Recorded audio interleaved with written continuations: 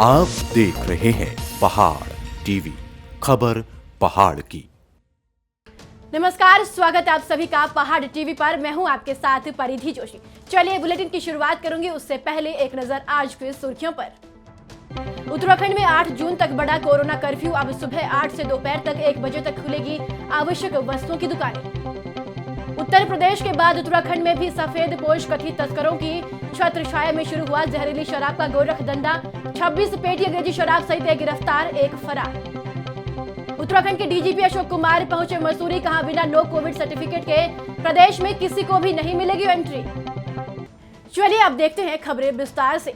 उत्तराखंड में 8 जून तक corona curfew बढ़ा दिया गया है। अब सुबह 8 बजे से दोपहर 1 बजे तक आवश्यक वस्तुओं की दुकानें खुलेगी।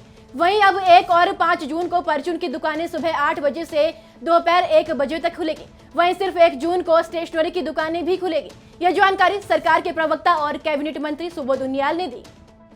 कोविड महामारी में वरिष्ठ पत्रकार और समाज सेवी उमेश कुमार लगातार पहाड़ के दुर्गम क्षेत्रों तक राहत सामग्री पहुंचाने में लगे हुए हैं। उमेश कुमार द्वारा हेलीकॉप्टर के माध्यम से भी पर्वतीय जिलों में भी राहत सामग्री पहुंचाई जा रही है। इसी को लेकर कवि धर्मेंद्र उनियाल धर्मी द्वारा उमेश कुमार पर एक बड़ा दयालु भैजी हमारो गीत लिखा गया है, जिसे सुप्रसिद्ध गायक पवन सेमवाल ने स्वर दिए हैं। यह गीत भुवनेश्वरी प्रोडक्शन पर रिलीज किया गया है, जिसे दर्शक खूब पसंद कर रहे हैं। न सुचेतरे पालच न भूमि को भूम्यालच, न सुचेतरे पालच न भूमि को भूम्यालच, नेता चना भी नेता फिर भी स्यू कमालच, नेता चना भी नेता फिर भी स्यू कमालच, न सुचेतरे पालच न भूमि को भूम्यालच, नेता चना भी नेता फिर भी स्यू कमालच, नेता चना भी नेता फिर अखिल भारतीय आयुर्विज्ञान संस्थान एम्स ऋषिकेश में रविवार को फंगस के 15 नए मरीज भर्ती किए। यहाँ कुल 140 केस आ चुके हैं। रविवार की किसी भी मरीज की मृत्यु नहीं हुई। एम्स जनसंपर्क अधिकारी हरीश मोहन थपलियाल ने बताया कि अस्पताल से अब तक 6 मरीजों को उपचार के बाद डिस्चार्ज किया जा चुका है। गंभीर रूप से बीमार 9 मरीजों की उपचार के दौरान मौत हो चुकी है। अब एम्स अस्पताल में म्यूकोरमाइकोसिस के शेष 125 मरीज भर्ती है। रविवार को यहां फंगस संक्रमित 15 नए मरीज भर्ती किए गए हैं। उत्तर प्रदेश में जहरीली शराब पीकर मरने वाले लोगों की चिंताएं अभी ठंडी नहीं हो पाई थी कि उत्तराखंड में भी सफेद पोश नेताओं की छत्र छाया में उत्तराखंड के पड़ोसी राज्य से तीर्थ नगरी ऋषिकेश में जहरीली शराब बेचे जाने का गोरख धंधा प्रारंभ हो गया है, जिसका खुलासा कोतवाली पुलिस ने रविवार को कोविड कर्फ्यू के दौरान शराब तस्करी करने वाले एक युवक को गिरफ्तार कर लिया है, जिसके कब्जे से कार में 6 पेटी और उसकी निशानदेही पर एक गोदाम से रॉयल स्टेज ब्रांड की डुप्लीकेट नाम की 20 पेटी अंग्रेजी शराब बरामद की गई है। उत्तराखंड के डीजीपी अशोक कुमार अपने निजी दौरे पर रविवार को मसूरी पहुंचे, जहां पर उन्होंने पत्रकारों से वार्ता करते हुए कहा कि उत्तराखंड पुलिस द्वारा कोरोना काल में बेहतर काम किया गया है। उन्होंने कहा कि इस बार कोरोना काफी खतरनाक था, जो पिछले साल के मुकाबले 6 गुना ज्यादा असरदार था। वहीं कई लोगों की जानें भी गई थी। देखिए, ये इस बार की कोरोना वेव बहुत ही खतरनाक थी। पिछली बार हमारा पीक जो है संख्या उत्तराखंड में 1500 गई थी। इस बार 9000 पार हुआ, तो इसका मतलब 6 गुना तो कम से कम थी। इसी तरह से डेथ रेट भी बहुत हाई हुआ, आपको पता है। तो एक फेज था जब बिल्कुल आउट ऑफ कंट्रोल जिसे कहते हैं लग रहा था, डेली फिगर्स और हमारी कैपेसिटी हॉस्पिटल्स की हो, ऑक्सीजन की हो, बेड्स की हो, सब पे बहुत ही लोड था। तो उस फेज में हमने लॉकडाउन को सख्ती से लगाया, तो सफलता मिली हमें। और साथ ही साथ हमने मिशन हौसला चलाया, जिससे जिन लोगों की ज़रूरतें हैं, चाहे वो राशन की है, चाहे वो दवाइयों की है, चाहे ऑक्सीजन सिलेंडर की, उसको पुलिस ने पूरा करने का प्रयास किया। आरंभ एक पहल ग्रुप कोटाबाग ब्लॉक क्षेत्र विधानसभा कालाडूंगी में पिछले वर्ष से कोई भूखा न सोए मुहिम चलाई जा रही है, जिसमें पिछले वर्ष से अब तक 800 से अधिक पैकेट बांटे जा चुके हैं, जो इस वर्ष भी जारी है। इस वर्ष सेवा का 7वां दिन रहा, जिसके तहत पतलिया रोड के क्षेत्र में कुछ जरूरतमंद लोगों को राशन सामग्री और मास्क वितरित किए गए और बुजुर्ग लोगों के ऑक्सीजन लेवल और तापमान की भी जांच की गई। जन संघर्ष मोर्चा अध्यक्ष और जीएमवीएन के पूर्व उपाध्यक्ष रघुनाथ सिंह नेगी ने पत्रकारों से वार्ता करते हुए कहा कि राष्ट्रीय ग्रामीण आजीविका मिशन द्वारा ग्रामीण क्षेत्रों की महिलाओं की आर्थिकी और उनके रोजगार को लेकर चलाई जा रही मिशन के अंतर्गत 2015-16 तक पंजीकृत 31,657 स्वयं सहायता समूह के सापेक्ष मात्र 12,351 एसएससी को लगभग 1.72 करोड़ स्टार्टअप फंड दिया गया, यानी मात्र 44% बहनों को ही इस योजना के तहत लाभ मिला है। मोर्चा सरकार से मांग करता है कि समूह से जुड़ी बहनों को स्टार्टअप फंड सीआईएफ और वीआरएफ जारी करने के निर्देश दें। सल्ट विधायक महेश जिन्ना का कहना है कि सल्ट विधानसभा क्षेत्र के धेघाट और देवायत चिकित्सा केंद्रों सहित उनसे जुड़े सभी स्वास्थ्य केंद्रों में जरूरत के हिसाब से oxygen, mask, sanitiser, surgical gloves आदि सभी जरूरी सामान पहुंचा दिया है। जरूरत के हिसाब से अन्य सामान भी सूची मांगी गई है। बिना जांचे कोई भी चिकित्सा उपकरण नहीं बांटेंगे।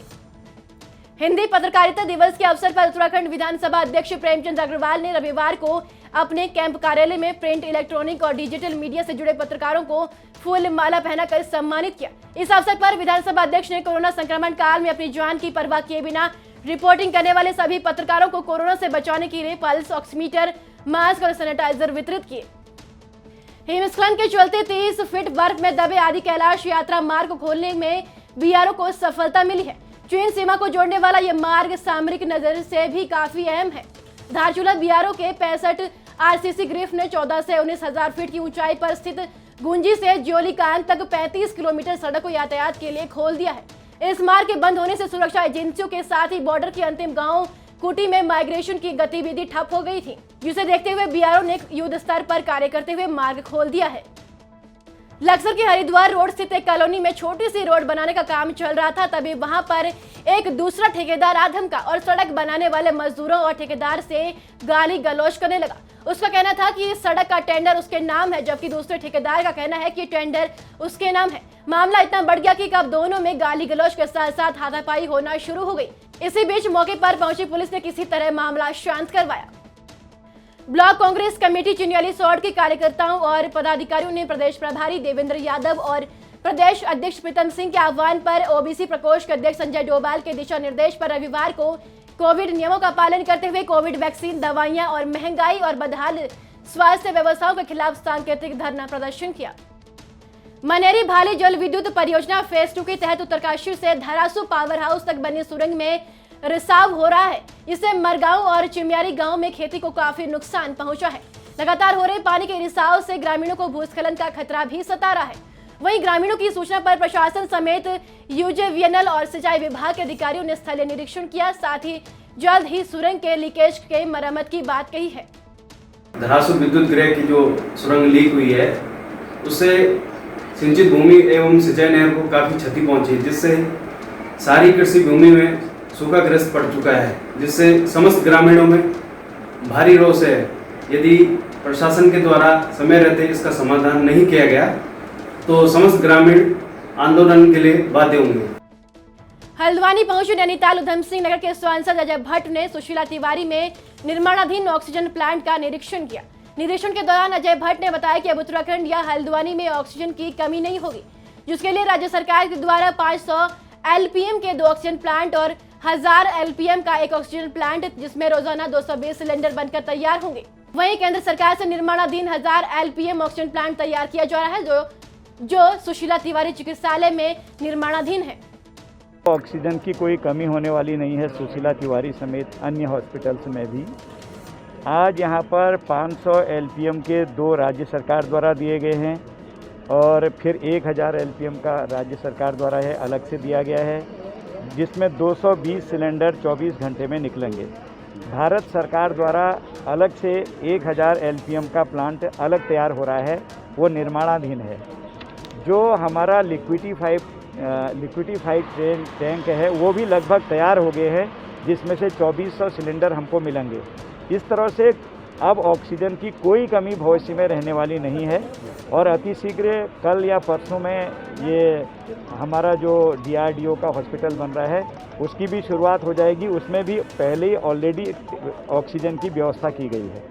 इस तरह से भारत सरकार, राज्य सरकार हर हालत में जो भी कमियां हैं उनको पूर्ति कर रही है। ऑक्सीजन के बारे में थोड़ी सी परेशानी पहले लग रही थी, अब हम इस ओर से बिल्कुल निश्चिंत हैं कि भविष्य के लिए भी एक बहुत बड़ी उपलब्धि हमारे पास हो गई है। उत्तराखंड की बड़ी खबरों में फिलहाल इतना ही। बाकी अपडेट के लिए हमारे साथ बने रहिए और देखते रहिए पहाड़ी टीवी। नमस्कार। ये है मेरा उत्तराखंड।